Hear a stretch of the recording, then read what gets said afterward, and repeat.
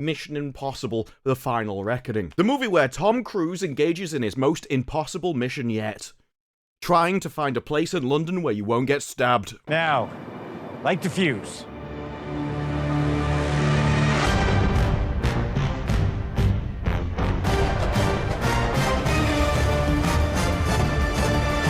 Tom Cruise, an actor renowned for being nice to everyone he meets. We are creating thousands of jobs, you I don't ever want to see it again!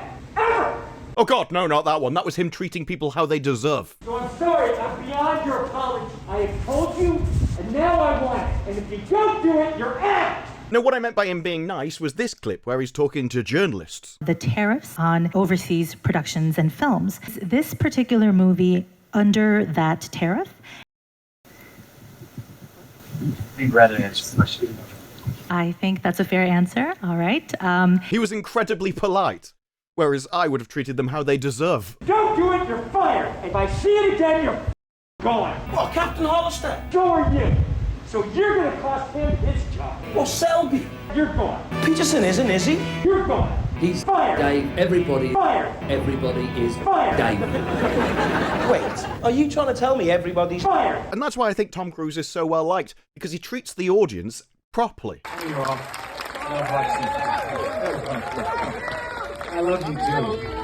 And even behind the staff, when he's talking to the English workers, he carries a similar attitude. Cruise here and the culture here is absolutely magnificent. When I was a kid, I worked with people who, were there and their kids would be on set, and some of those kids are now men and women, and we're making movies together. And their kids come on set, and I'll be making movies with them. You can understand why he's so grateful to have the same family lineages passed down as he's filming movies. The same reason you're grateful for multiple generations to enter the military. You know that those people can protect you from the wildlife.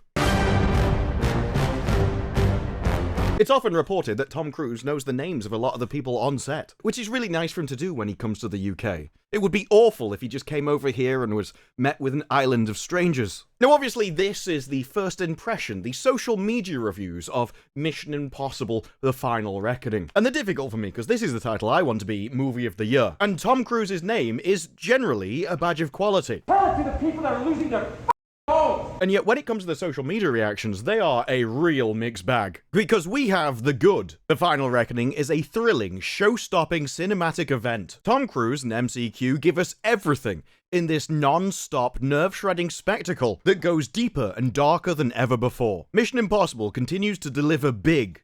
This is why we go to the movies. And that's something the director hopes for. That he really wants to make movies for the big screen, because that's where you get to hang out with hundreds of strangers. Sounds like my idea of hell, but I'm English. The Final Reckoning is dull and dysfunctional, in a way I didn't think this franchise was capable of. The set pieces are obviously incredible. And that is one thing with the reviews, they all say the set pieces are awesome. That the two set pieces are some of the best they've ever done. But that's also balanced by a lot of them going, this is actually quite an action-free movie. Surprisingly free of action. But as someone that was so supportive of Cruise's crusade to save movies and whatnot, this is a massive heartbreaker. This kind of thing worries me, as it's a review from a guy who seemingly really wanted to like it. Yeah, and didn't. But with the good and the bad, you also get the ugly people at The Guardian. That's not offensive, they're commies. That means they're ugly on the inside and out. Because they said that Mission Relatable, forget the stunts, the key to Mission Impossible's appeal is office dynamics. What's great about Mission Impossible is that it reflects modern work culture, especially the banter. I mean, yeah, you have envelope-pushing stunts, but the most important piece of the movie is the workplace comedy, office romances, and the out-of-touch bosses.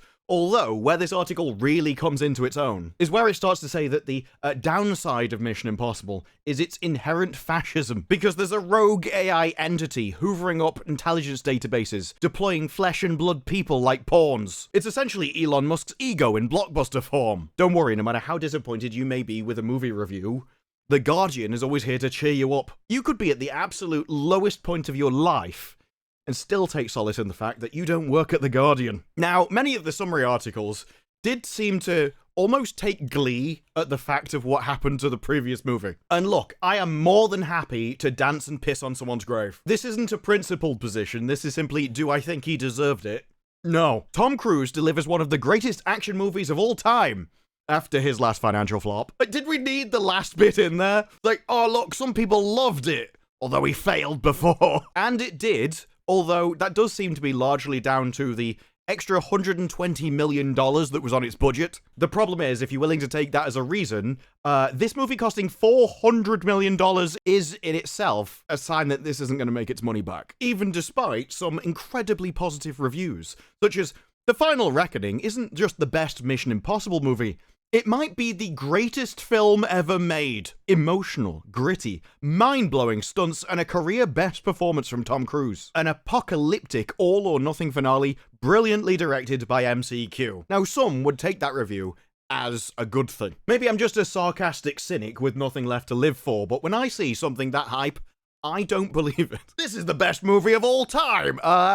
Is it though? Everything you want out of an action movie and more. It's the movie event of the year. The most insane stunts, the most heart in a Mission Impossible ever. Larger than life, adrenaline-fueled homage to everything that has made the franchise great over the years. The action, the story, the film was bigger than ever. While it had some pacing issues to start, it's a stunning entry into the series.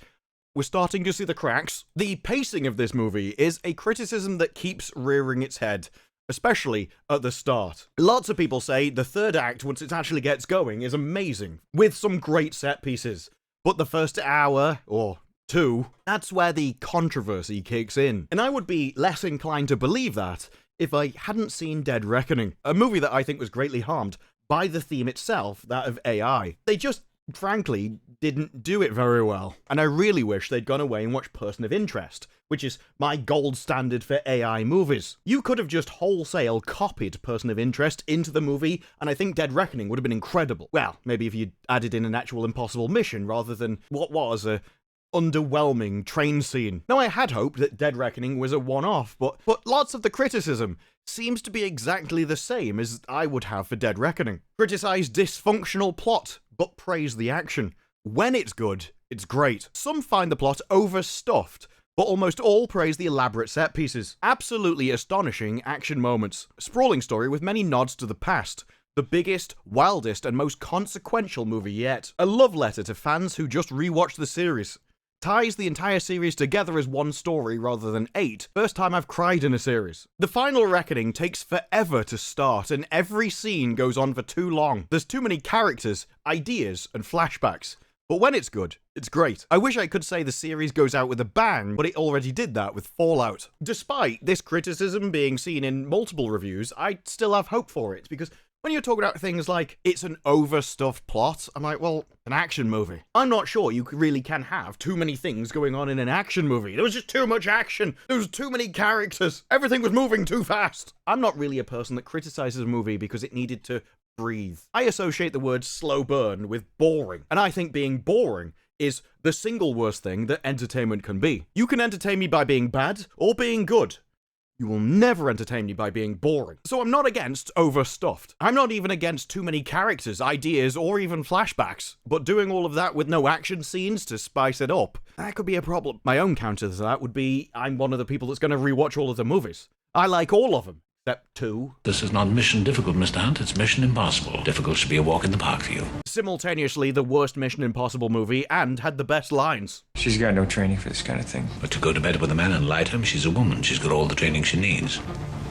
But it leaves me in a bit of a pickle. The positive reviews are far too hype for me to believe as an Englishman. And the negative reviews, I'm not sure I care about their criticisms. I'm not sure their criticisms are things that would bother me. But the start going on for too long with no action... yeah, that was a problem in Dead Reckoning as well. And that's why I'm cautious for the movie. The Final Reckoning is astonishing, but bloated, with mixed first reactions. Well, some say it's best to take your blood pressure meds before watching, because once the insanity starts, it doesn't stop. It's exceptionally entertaining with pulse-pounding stunts that will leave you gasping. But then, you have, I didn't really enjoy it. It's got McQuarrie's best and worst tendencies. Stunning visuals bogged down by an overtly complex script that introduces so much that goes nowhere. Obviously feels like they were filming this without a script. It's very complicated, less action heavy than you may expect, and in many ways feels bloated. Exposition is handled better, and when the action is happening, it's jaw-dropping. Some really high highs, but really low lows. There are some movies you can predict who's going to like it by the kind of bucket they fall in. Like with Thunderbolts, If you're into depression, you're gonna love that movie. If you want to be affirmed about how miserable your life is, that's the movie for you. And it might just be that Mission Impossible comes down to how much you like the Mission Impossible movies. Because I have no problem with nostalgia. I like Deadpool and Wolverine. I have no problem with them dangling keys in front of me for a movie. It's the final movie in decades of work. I expect it to be nostalgic. I expect them to bring back characters from all the different movies. I'm not sure I care if they go anywhere. I don't need every character to have an arc. I'm okay with people arriving, entertaining me, and leaving. So when opinions are split between a maximalist mess or the movie event of the year, I'm genuinely not sure which one I'd fall into. And the more opinions I read, the more cautious I get. While not as bad as The Rise of Skywalker, that's like going, well, as a presenter, he's not exactly Jimmy Savile. Final Reckoning is undoubtedly cut from the same cloth. And the thing is, I could quite happily write this off as just, a one-off, an opinion I could ignore, someone being a bit hyperbolic. It's not the only person comparing it to The Rise of Skywalker. And the more times I see it, the more nervous I get. Plagued by insecurity. It plays like an egregious franchise greatest hits, which I don't actually mind. Scenes have no beginning or end. Scatterbrain nonsense. A constant flow of exposition and flashbacks. Self-serious with an overinflated sense of self-importance. Again, I'm English, that's probably our speciality. Entirely too many characters, subplots that go nowhere, just bodies on the screen. Not to mention it doesn't actually commit to its ideas. One great set piece does not a film make, although people have said there's 2 great set pieces. Can't believe I now have new appreciation for Dead Reckoning. I think Dead Reckoning is probably the second worst Mission Impossible movie. 2, obviously being the worst. And I think there's a big gaping chasm between those 2. I don't mind if the Final Reckoning is in the same league as any of the others. I don't want a Dead Reckoning 2. And even the people that like it seem to go, it's a big, beautiful, chaotic mess. A sequence so nerve-shreddingly tense I almost threw up. Looney Tunes antics. I loved it. I loved the big, beautiful, chaotic mess. I didn't really enjoy it. Our boys have too many ideas for a movie again. A somber series tribute with a janky failsafe like nuclear arms plot. Oddly light on action. The big set pieces are extraordinary. I liked it. Hope to love it. These last 2 sentences are how I felt about Dead Reckoning. I was like, it's kind of okay. I'm also disappointed though. I had hoped it was better. I wanted to like it more. A rocky start, but once the mission kicks in, the tension never lets up. In other words, the start is boring, but eventually it goes. Extremely messy with way too much exposition. And yet the grand finale was so jaw-dropping, I felt like I was going to throw... There's a lot of throwing up in these reviews. Plays like one extended climax over 3 hours. More somber tone with stakes that have never been higher. And then, of course, you have the other articles where it's like, one of the best movies ever made. Described as pure cinema. Exhilarating adrenaline rush, a gold standard for action. Astonishing. With the criticisms, I'm less concerned about the really over-enthusiastic ones. Once you read enough critics reviews, you can generally sense a trend of people grouping together similar criticisms, and overall, I think you start to piece together the jigsaw between the ones that just love everything as if it's the best movie ever made, the ones which really just don't like action movies, and those where it's like, I wish I'd like this, but it had some issues, and so, overall... The criticisms that group together, such as the first act is dull and boring, unless you really like nostalgia, those are where I'd probably put my money on. I do find hope, though, when they're like, The Final Reckoning is a vast improvement over Dead Reckoning. Stakes and tension are back. Despite glossing over story beats and the biggest loose thread in IMF history, it's a fitting finale. Notice what I mean about those grouping together of common criticisms. It seems like it's going to come down to just how big a problem you think those are. But about the Rise of Skywalker comparison. Because, well, a lot of people are going, well, when it's not overloading you with nostalgia-bait archival montages and baffling editing choices, it's a fun, albeit underwhelming conclusion. There have been multiple early reactions comparing it to The Rise of Skywalker. That might be the worst thing that's ever happened to me. And he's not wrong. Tom Cruise and MCQ must really like Avengers Endgame and Rise of Skywalker. That's all I'm gonna say until my review drops. Or, The Final Reckoning is so talky, Ethan spends most of the first hour convincing people to let him do big stunts. It sometimes reminded me of Rise of Skywalker. Things are happening, but nothing is actually happening. Although when he gets to the stunts, it's sick as hell. As much as I want to like the movie, if I am going to stick to my pattern recognition of critics' reviews, multiple people mentioning the rise of Skywalker is concerning at best. And there is no amount of wall of text hype that I think can balance that out. It's an epic opera of an action movie,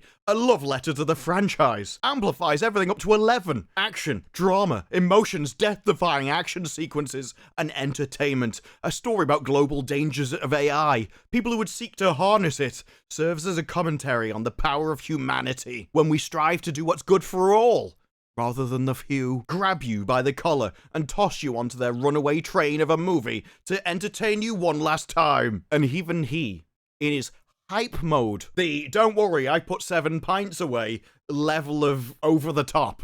It does fumble a bit in the first act, laying out a dense plot, and catching up the casuals through flashbacks. Then it finds its footing and takes its full throttle through the rest of the movie. The rise of Skywalker, combined with even the most hype of hyped people going, it is boring at the start though, isn't it? It is! And its lack of action at the start in an overly wordy, overstuffed beginning, I'm nervous. And I don't want to be. I would like nothing more than to sit here with them all being bangers and going, I can't wait for this movie. The perfect reviews for me would have been, yeah, it's got loads of stuff from the previous movies, really nostalgic and action from start to finish, with the best impossible mission sequence you've ever seen. Not stunts so much that I care about in Mission Impossible. I like them breaking and entering into places. I want Ethan Hunt to show Robin Hood with a Y, or Ironheart, how you really rob a target. And I'm not sure that's what I'm gonna get. I'm still looking forward to the movie, but I am cautious. And I think at this point, rather than going in hoping for a massive climactic finish to the series, I'm instead going to lower my expectations a bit to something perhaps a bit more reasonable. I'm like, okay, as